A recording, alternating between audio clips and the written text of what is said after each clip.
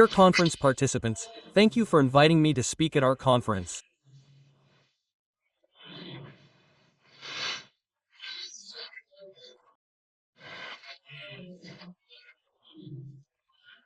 Dear conference participants, thank you for inviting me to speak at our conference.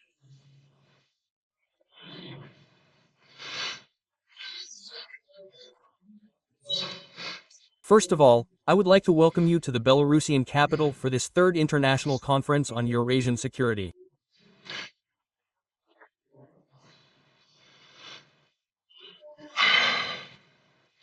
This conference was highly anticipated not only by us, the participants, but also, of course, by our opponents, who are closely watching Minsk today.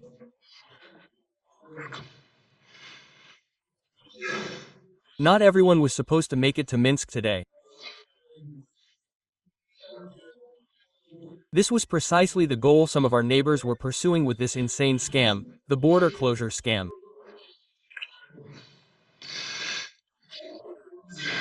And they came up with these absurd pretexts, even for a small country like Lithuania. That's petty. And now the greatest of them are demanding an apology from us.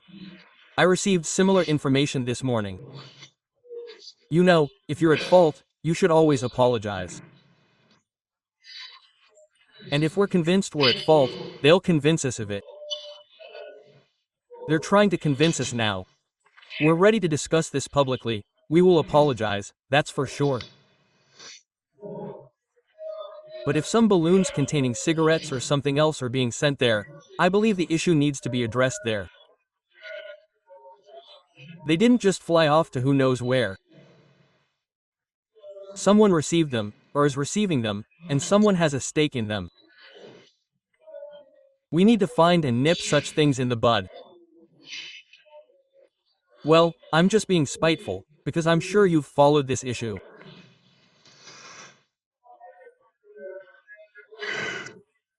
I can assure you that there's no talk of any extraordinary smuggling, but it speaks volumes about the political potential of our conference, if they're trying to block it.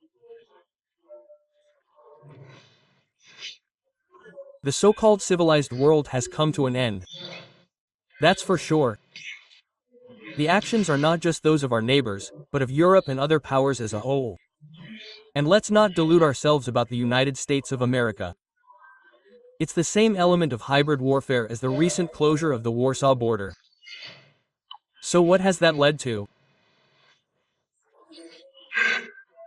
At worst, the People's Republic of China, which once supplied its goods to Europe under an agreement through Ukraine, is now, of course, a front, with everything going through Belarus. The People's Republic of China, together with Russia, found workarounds, as they say.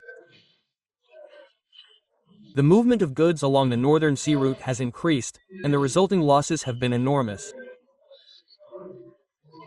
It wasn't just Belarus that earned something from transit, but Poland as well. It earned 65 to 70% from this Chinese transit. I'm only talking about China, and the rest of the goods moved through Kazakhstan, Russia, and Belarus. The remaining 30 to 35% was accounted for by our countries. Who lost out? Clearly. Who's trying to find a way out of this situation now? Unlikely. You know what China is like, and you know their approaches in this regard. This 21st century, closed skies, barbed wire, complete rejection of dissent. And this is just the beginning. They fear like fire the presence of an alternative point of view here. They fear all of us, you, your analysis, your knowledge, the situation, your ability to convey it to the people, your voice. And you, despite everything, I'm grateful to you for this, didn't come to Minsk. We are always happy to see you in Minsk. Every year, the conference becomes increasingly popular and has already earned its place on the international calendar. Representatives from 100 countries are participating today. Last year, there were 38. Why? Firstly, Where else can we openly and honestly discuss fundamental security issues on our shared continent? Perhaps in Munich, but they only want to see and hear those who have passed through the ideological sieve, something we are accused of. If they had their way next year, based on what we saw at the last conference, they probably wouldn't have allowed the Americans in. What if they once again tell the truth about the European garden, about lost values, monogamy, hypocrisy, censorship, and double standards? Secondly, unfortunately, in the security sphere, a colossal number of problems remain that require discussion and, most importantly, solutions. Recently, we have managed to find solutions, I sincerely hope, long-term ones. Peace agreements have been signed on several long-standing conflicts, such as Azerbaijan and Armenia, and the two-year war in Gaza has been halted, but this is only the beginning. We hope it's a good start. There's no glimmer of hope in other hotspots. At the last conference, I cited the example of approximately 50 armed conflicts of varying intensity raging around the world. The highest number since the end of World War II. So, it's no surprise that Trump allegedly prevented 6 or 7 conflicts and wars. 50 more are coming. Not that many. Violence, the number of refugee victims, and economic losses are growing. The supposedly spontaneous revolutions of Generation Z are becoming a separate challenge. Remember Bangladesh, Nepal, Madagascar. And the main reason for the lack of progress in global de-escalation is the consistent disregard for the principle of the indivisibility of security.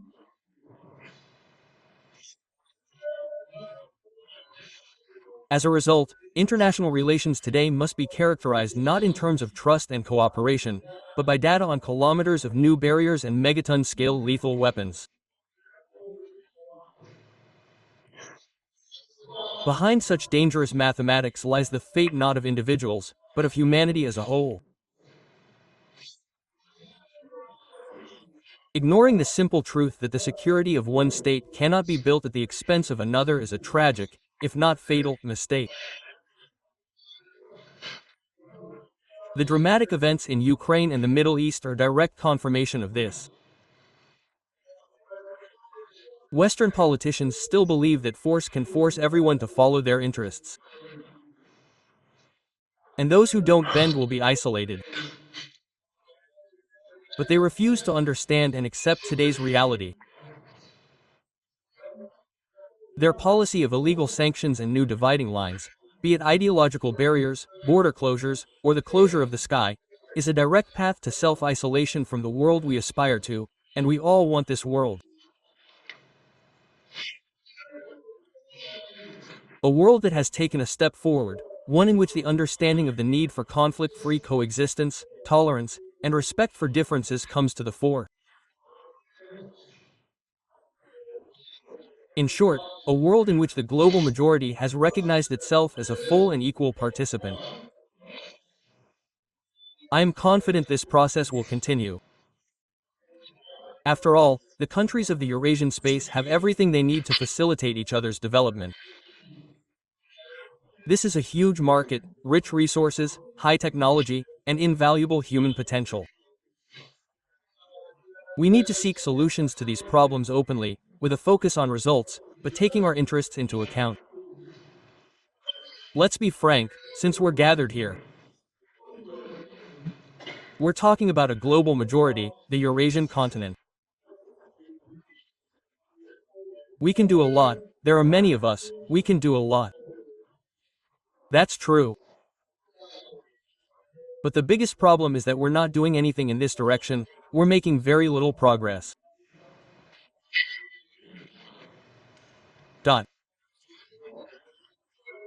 We all understand that we can't always bend at the knees and bow to one country or one person.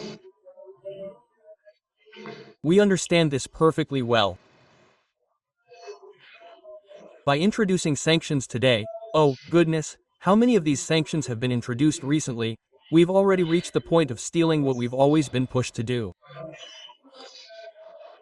Take the gold and foreign exchange reserves of Russia, Belarus, and maybe some others. But they've always been in favor of us storing our gold and foreign exchange reserves. Where? If we have international reserves at home, it's not really international reserves. We absolutely must transfer them somewhere to first-class banks, to a reputable country. They've already taken them out, and they've even reached the point where they've shamelessly taken this money as their own and sent it wherever they see fit. There's still a small game going on. Oh, there's Belgium, and the United States of America doesn't want something. What if we take these reserves, considering Russian international law to be disintegrating? Yes, God bless you, it's been disintegrating for a long time. They're just playing around, trying to fool us. It's impossible for us. We're insiders, but so are people in the world. This issue has long been resolved. Banditry and theft. I'm saying this because, well, we need to react to this somehow. I spoke about this at a major conference. I think it was the SCO in China and other countries. But we need to react to this. If the Americans don't want us to use their dollar, and they make a good living off it, okay, so then we need to get back to creating an alternative currency. While we see them all fighting together today, some are playing games, and so on, their goal is clear. Those who have studied history understand this even more clearly. Sooner or later they will still return to the policies they've always pursued. I'm very afraid that the Americans' position on Russia's Ukrainian conflict is also a staged performance. The latest data increasingly suggests this. I wouldn't want this. I'd rather we end this war the right way. And there can be no games here, because, as Trump himself says, many people are dying. But that's just talk. We all understand that these sanctions could be imposed on other countries today. India, for example, won't listen and will continue to buy oil from the wrong places. Sanctions could also be imposed on it, affecting over 15 billion people. Everyone understands that tomorrow, even militarily, look, Venezuela could be pressured. Everyone understands that we can get there, but let's unite.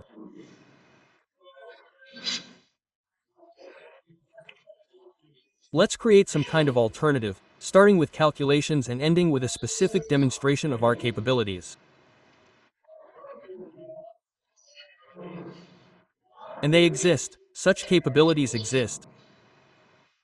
But we're not doing this.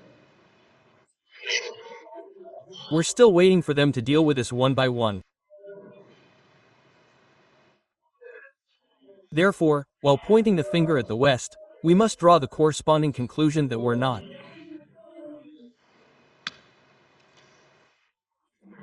Always good at this, and we're not doing what needs to be done today. And if we don't do it today, tomorrow will be too late. Perhaps too late.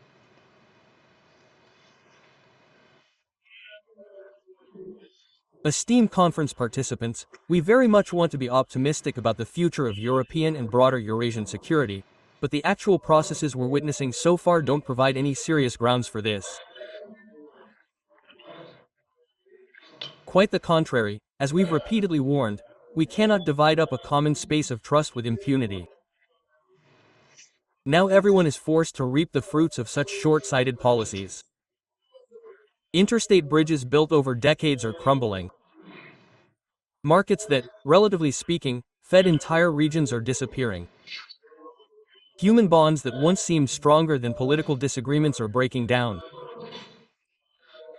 And when a state's reliable treaty-based security foundations are destroyed and don't function to the best of its ability, the role of other instruments, including nuclear deterrence, increases. After all, you can't ensure your own security if its legal and political guarantees are trampled. What if neighboring countries strive to build up their military potential so that it greatly exceeds your own and don't shy away from aggressive rhetoric? The question is, why? I have only one answer. Unfortunately, so that society becomes increasingly accustomed to the idea of war. Lately, we in Russia have been reproached that tomorrow, well, if we don't snatch up Poland, or maybe the Baltics, or maybe all of them together, well, at least we won't break through to the Suwalki Gap, as they often say.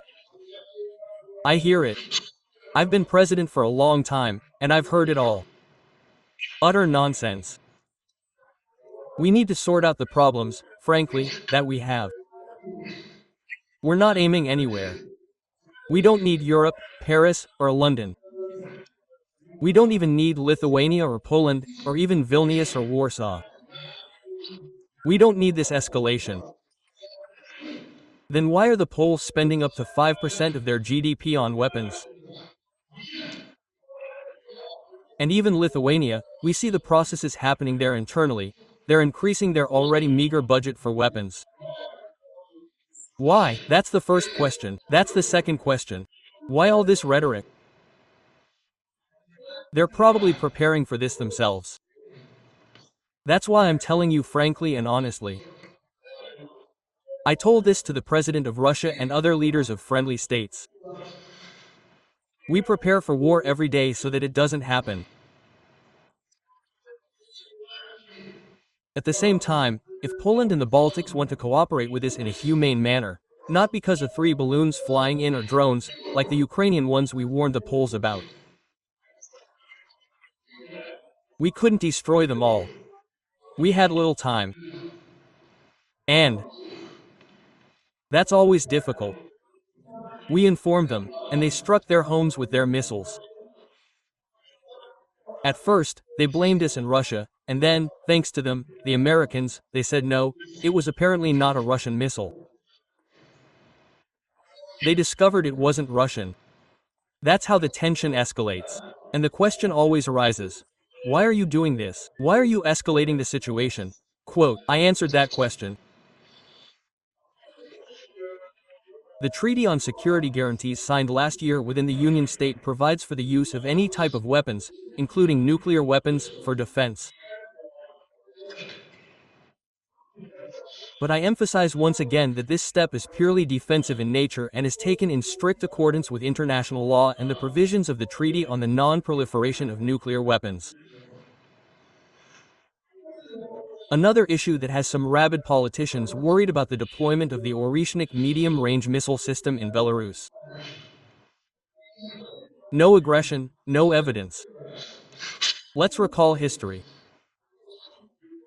In 1987, after lengthy negotiations, the USSR and the USA signed a treaty eliminating intermediate-range and shorter-range missiles. This document became a crucial element of the system for preventing mutual destruction at that time between the opposing blocs. However, in 2019, the United States withdrew from it. A tragic step backwards. 6 years ago, speaking in this hall at an international conference, I proposed developing a multilateral political declaration on the non-deployment of intermediate and shorter-range missiles in Europe, making everything open to the participation of all interested states. Unfortunately, Belarus's proposals were simply ignored. And it's understandable why. Well, perhaps because, well, Belarus isn't China or India, it doesn't have the same resources, and probably doesn't have the same significance. We still think in those terms. 5th European countries have already announced their intention to deploy intermediate-range missile systems. So, why should we be scolded? And this is one of the most dangerous types of weapons. Flight time is minutes. In the event of a mistake or provocation, there simply won't be time to sort it out. So, the deployment of these weapons in Belarus is nothing more than a retaliatory measure to the escalation of the situation in the region and modern threats. Please, let's move on from this. And the talk will cease, but they don't want to. We are not threatening anyone. We are simply ensuring, as I said, our own security. Moreover, we are always open to constructive dialogue and mutual steps to reduce tensions. If our partners in the West are ready for this, neither we nor Russia, I am confident, will remain in our debt. But for now, it seems that Europe doesn't need peace. Politicians have forgotten the horrors of World War II. They believe that building up military potential will secure them. No, no, and again, no, this is a dead end. Another rung on the ladder of escalation. Despite all our calls, dialogue with European countries on security, arms control, and confidence-building measures is completely absent. The example of the Open Skies Treaty is eloquent. We're being presented with far-fetched claims of non-compliance with the document, yet they completely refuse to engage in any kind of interaction. Okay, so they've abandoned the Protestant ethic to please the LGBT community. But where's the much vaunted Western rationality? Don't they understand that arms control and confidence-building measures are incomparably more beneficial and cost-effective than an arms race? The historical choice is simple: détente or escalation. So let's choose détente immediately. The sooner we do so, the better it will be for us and for future generations. Furthermore, the West, stuck in its habitual double standards, is attempting to artificially accuse Belarus of using migration as a weapon.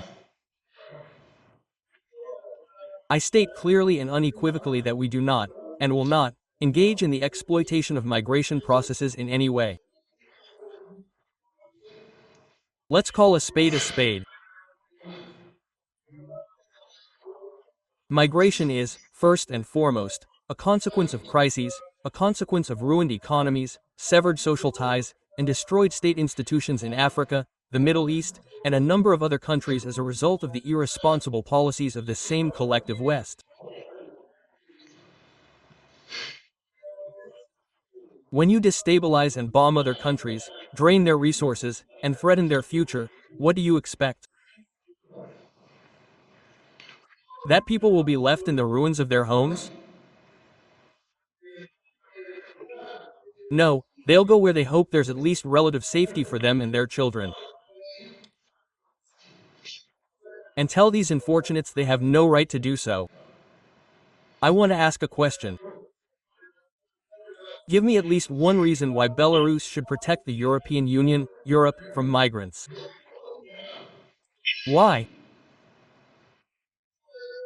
Firstly, under the pressure of comprehensive sanctions, we have neither the spare resources nor the moral obligation to solve the problems of those who imposed these sanctions. When we are being strangled by sanctions, they say, protect us. But we were happy. As soon as they imposed sanctions and severed relations with us on migration issues, I told them frankly, that's it, guys, we're not going to catch anyone here and we're not going to protect anyone. No, we won't help anyone. People will find their own way to where they're invited. Secondly, all the infrastructure, all the cross-border cooperation projects, were unilaterally shut down by our Western neighbors. Thirdly, the West invited them there. Remember the statement of the world's second-largest economy, or whatever the third one was? Angela Merkel, come, there's no one to work. Well, if they came to you, migrants are coming to us too. You create equal conditions for them with your own people. They must be seen as people. That's what we do. Those who come to us, it doesn't matter. They came from our native Russia, they're not even migrants. They're also our people from Kazakhstan, from Armenia, other countries, or even from Afghanistan, Uzbekistan, and beyond. We create all the conditions for them, just like in Belarus. Free education funded by the budget. Your children attend the same school with ours for free, funded by the Belarusian healthcare budget. And you get the same. Have you ever heard of migrants committing any crimes? They appreciate the attitude they receive in Belarus. Who's stopping rich Europe, as they used to say, a kindergarten or something? Who's stopping them from doing this? They just need to do it, and then they'll be working in your Volkswagens or Mercedes, assembling and building cars. And there might not be any problems. But they wanted to hire them, invited them, and wanted to turn them into slaves. Well, that's how it works. How can we take the EU's demands on us seriously? They say they need to solve the migrant problem. Quote, when Brussels, Poland, and the Baltics demonstratively tore up all previously reached agreements and refused to maintain simple communication even on current issues. Well, somehow we didn't just reach an agreement with the Poles, but the mood in Poland, the Polish people are not bad, has probably forced the authorities to pay attention to migration and try to sort it out. Listen, gangs have been created all the way to Germany.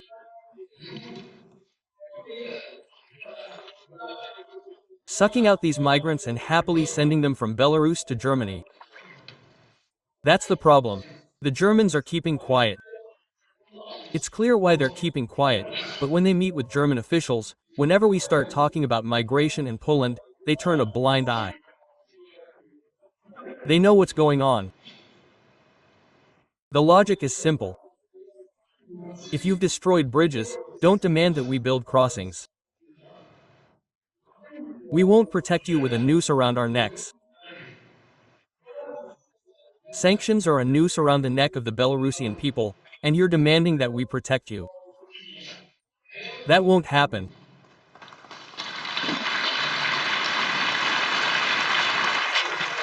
Esteemed conference participants, I am convinced that security cannot be built on threats and ultimatums. That's simply a dead end. Without trust, cooperation, and justice, any security system will remain an extremely fragile construct. Why is this topic so important for Belarus? The answer is obvious. We are not mere observers, but direct participants in geopolitical processes in the very center of Europe. And we are not naive. We understand that attempts to establish overwhelming military superiority on our borders, which I mentioned, to undermine our economy, and to constantly provoke social upheaval are ways to subjugate Minsk to someone else's will. We will respond as best we can. We have our own capabilities. We have support in fraternal Russia. We have the support of the countries of the global majority. But we fundamentally do not seek confrontation. Belarus's repeated calls for the restoration of dialogue represent an attempt to restore common sense to international relations, where other forces are attempting to supplant it. Only a rejection of confrontation can save Eurasia. The value of our continent lies in its interconnectedness, so it cannot be endlessly fragmented into warring camps with impunity. I am confident that the idea of peaceful, cooperative development is the strategic guideline, the goal we must strive for. It is on these principles that such powerful structures as the SCO, BRICS, the Eurasian Economic Union, and the CIS are built. I have already spoken about the unifying initiatives of Russia and China, and about the new, sober view of the Americans. God willing, this will not be the case, and not a show. This does not mean I am trying to artificially exclude Europe from this process. That is impossible. In the emerging multipolar world order, the European Union, a strong European Union, must occupy a crucial place. We are convinced of this, and we have repeatedly called for it. It is one of the pillars, the foundations of our system, the planetary system on which the world rests. But whether the European Union can occupy such a place remains to be seen. Today, the European Union is clearly in crisis. The reasons are clear. First, they spent decades building a system of internal regulation of everything and everyone. Once they built it, businesses began to flee. Then they abandoned normal interaction with their neighbors to the east, especially with Russia. Fences have been erected on the border. Soon they'll be mined. And how much is energy now, for example, in the European Union? Are there any funds left to maintain the avant-garde of innovative developments? But I'm afraid Brussels, for the sake of capitalism, has chosen not to address the problem at its core, but to cover up a future war. Do they really think that putting the economy on a war footing will guarantee growth? Floundering at the same level for a couple of years might provide it. They've been saving up for lost time since colonial times, but then they'll have to deal with the catastrophic consequences. What have we got? Euroscepticism is growing, sparking fire in domestic politics. Contradictions between individual EU states are intensifying. Bombs are being planted under the future of all of Greater Europe, and perhaps even Eurasia as a whole. I speak openly and frankly. If your strategic focus is on normal coexistence, don't try to remake you, and we won't, and don't try to remake us, and we won't try to remake you. We have our own mentality, our own culture, our own historical stage of societal development. We do not tolerate ideological aggression, nor any other kind. And you're the ones who created these tense external conditions for us. You're even engaging in subversive activities. You've bought off a dozen or so of our Russian fugitives, and are turning them into Russists, portraying them as practically legitimate authorities in Belarus and Russia. And then they shout, "We'll survive the dictatorship of Putin and Lukashenko, co-aggressors." Right now, it seems Europe isn't yet ready for a realistic conversation with Minsk. Quote, "They don't see us as having the negotiating positions that some other countries have, such as natural resources. But we have common sense, fortitude, the resource of a strategic position, and the ability to serve as a bridge, as we always have, between West and East. I want to proceed from the conviction that peaceful coexistence, at a minimum, is in the interests of Europeans. Then we'll shift the discussion to a completely different plane. Arguments if this isn't true, if you don't want it. We don't consider ourselves to blame for the deterioration of relations with the West and its individual countries, but we extend our hand. This is not the hand of a beggar, but the hand of a dignified partner who offers to sincerely work together for peace for our children and grandchildren."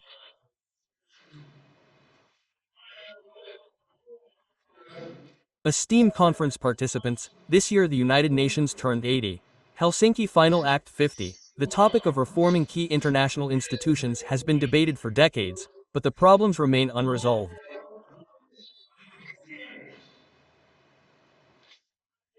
Belarus's commitment to peace isn't empty rhetoric, but an objective necessity. And not just us, but the entire Eurasian continent, with the exception of the West, is committed to this. What are we proposing? First, a ban on any sanctions, including secondary sanctions, regarding food and medicine is necessary, because this is associated with enormous losses and loss of life.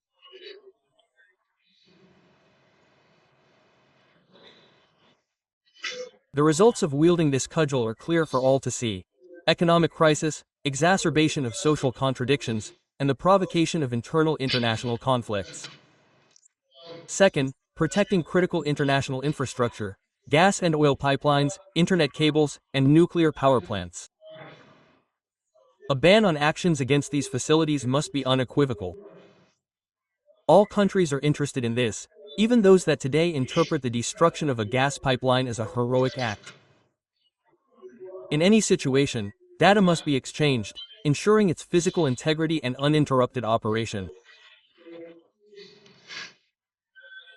Third, overcoming the migration crisis so that the West can deal with what it has done in the countries of origin. Regarding the consequences, we are ready to work in the format that has long ensured control of the situation for both sides. Agreements must be reached, for example, within the framework of a global agreement. This is President Trump's approach. We can discuss everything with both the US and Europe, like any other country. Clearly, we need a unified system for screening migrants, strengthening the fight against human trafficking rings, and speeding up deportation procedures for violators. Fourth, innate intelligence. A growing problem. The uncontrolled race in this area is transforming it from a useful resource into a weapon with the potential for mass destruction. We proposed creating a digital good neighborliness belt with certain countries. It's time to unite all of Eurasia with this belt and incorporate the principles of digital sovereignty and neutrality into our future charter of multipolarity and diversity in this century. Dear friends, we need dialogue. We can't look at each other through the sights of a machine gun. Absolutely not. We must always talk. When we don't talk, war is closer. We need this dialogue. We need to stop the arms race. We all say no, no, we won't drag anyone into it. Yes, we have been involved in this arms race for a long time. And seeing what the world is like today, the state will spend its last money to ensure its own security. And if they can't fight a potential aggressor, like Belarus, they won't be able to inflict unacceptable damage on that enemy.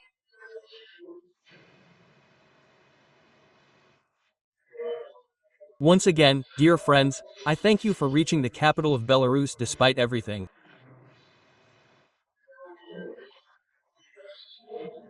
I'm sure many sound ideas will be voiced today, which we so desperately need, but even more important is action on the ideas you've been expressing for a long time.